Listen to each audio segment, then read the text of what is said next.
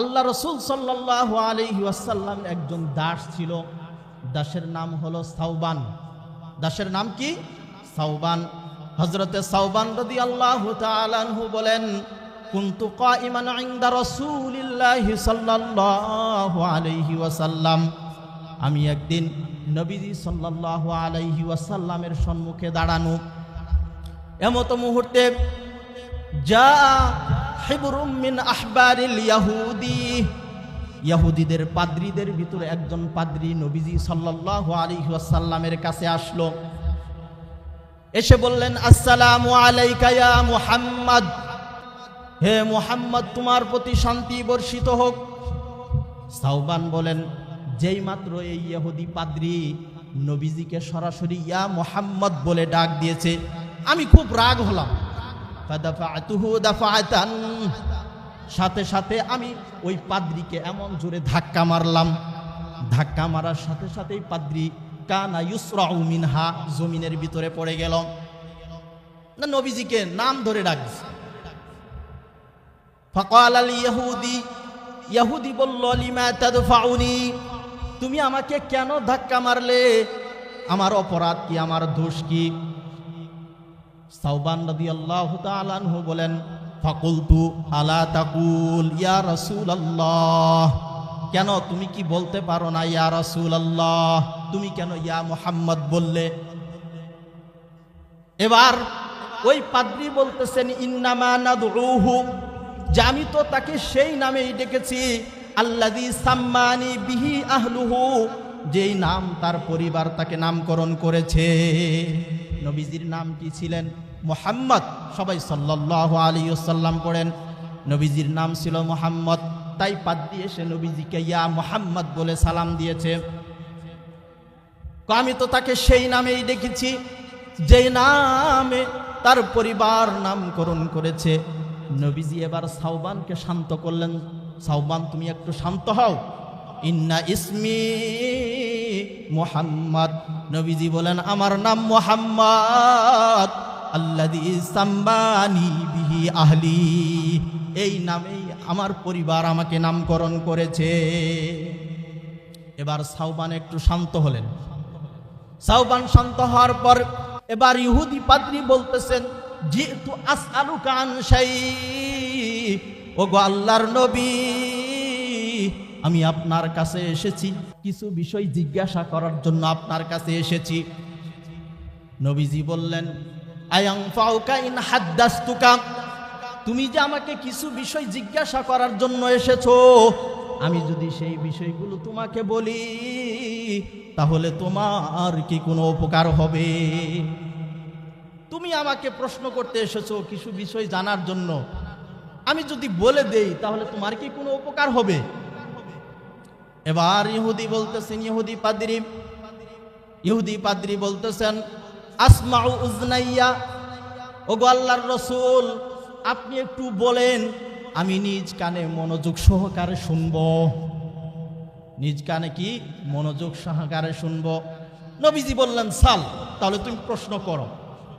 এবার নবীজিকে ইহুদি পাদ্রী প্রশ্ন করলেন। সর্বপ্রথম প্রশ্ন, আইনা ইয়াকুনুন নাস ইয়াউমা তুবাদদালুল আরদু গায়রাল আরদি ওয়াস সামাওয়াত, যেই দিন আসমান জমিনকে আল্লাহ পাক উলটপালট করে দিবেন, সেই দিন মানুষ কোথায় বসবাস করবে?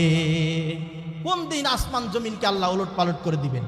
যেই দিন কিয়ামত ঘটবে, এই আসমান জমিন কিচ্ছু ঠিক থাকবে না, জমিনগুলো তোলার মতো উঠতে থাকবে, তারকারাজিগুলো খসে খসে পড়বে, চন্দ্র সূর্যগুলো ঠিক থাকবে না, এই আসমান পরিবর্তন হবে।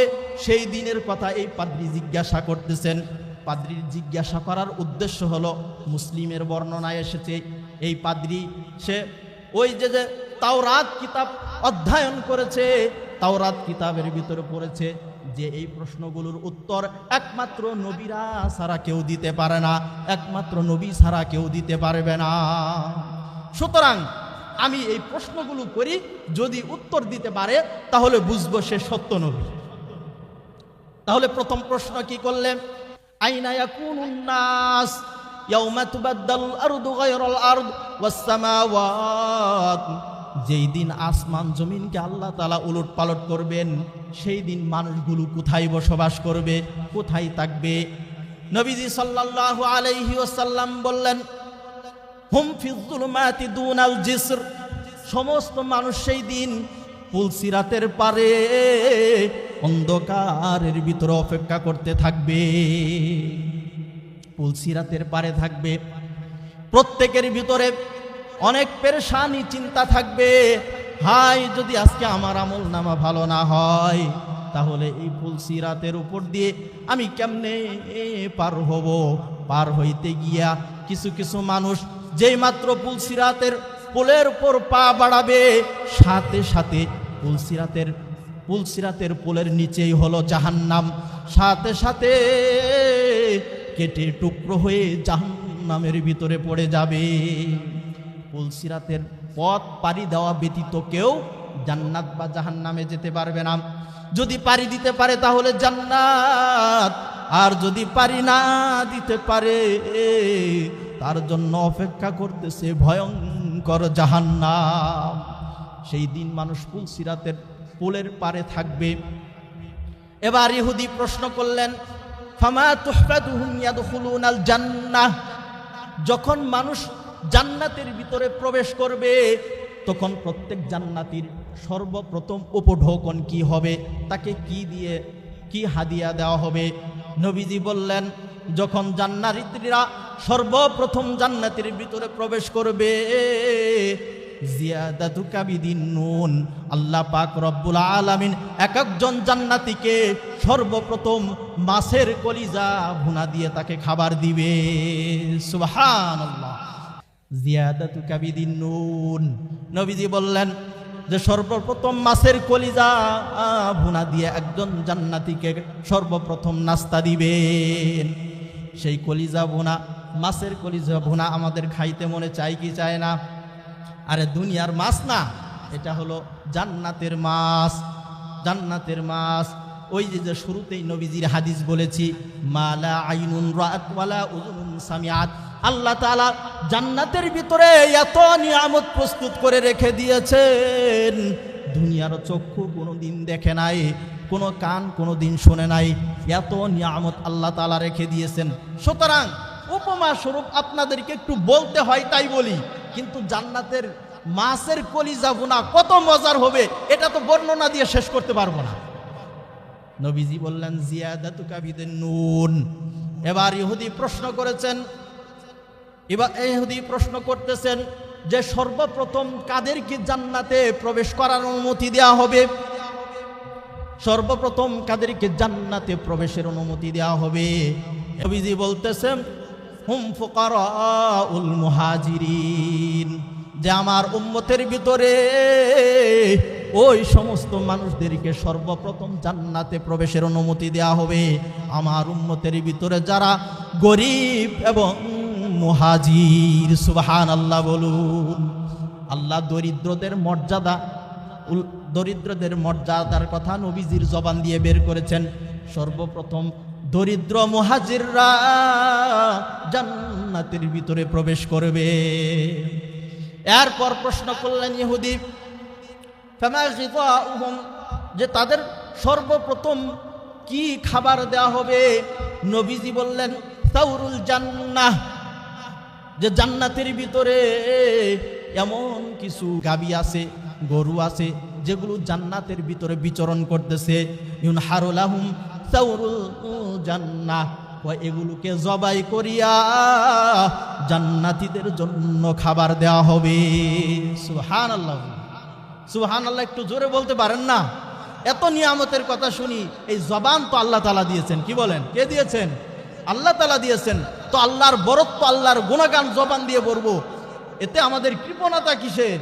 দিয়েছেন তো আল্লাহ, আল্লাহর বরত্ব গুণগান একটু গান না, জোরে জোরে গান না। সুবহানাল্লাহ, সুবহানাল্লাহ, সুবহানাল্লাহ, সুবহানাল্লাহ।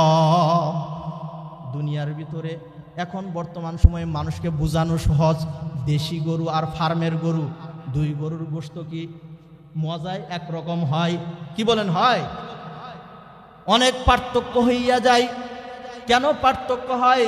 কয় যেগুলো দেশি গরু এগুলো সাধারণভাবে জমির ভিতরে বিচরণ করে ওই দুবলা ঘাসগুলো, ভালো ভালো ঘাসগুলো খায়, এই জন্য তার শরীর ভালো থাকে, তার গোশতর কোষগুলো ভালো হয়, ওগুলো থেকে তেমন গন্ধ আসে না, মানুষ খাইতে মজা পায়। আর ফার্মেরগুলো বিভিন্ন কেমিক্যাল দিয়ে কিছু খাদ্য তৈরি করা হয়, এগুলো খায়, খাওয়ার কারণে এই গোশতগুলো দেশি গরুর গোশতর মতো মজা লাগে না। আর যদি গোশতটা এমন হয়, এমন গাভীর গোশত হয়, এমন গরুর গোশত হয়, যেই গরু জান্নাতের ভিতরে বিচরণ করে খাবার খায়।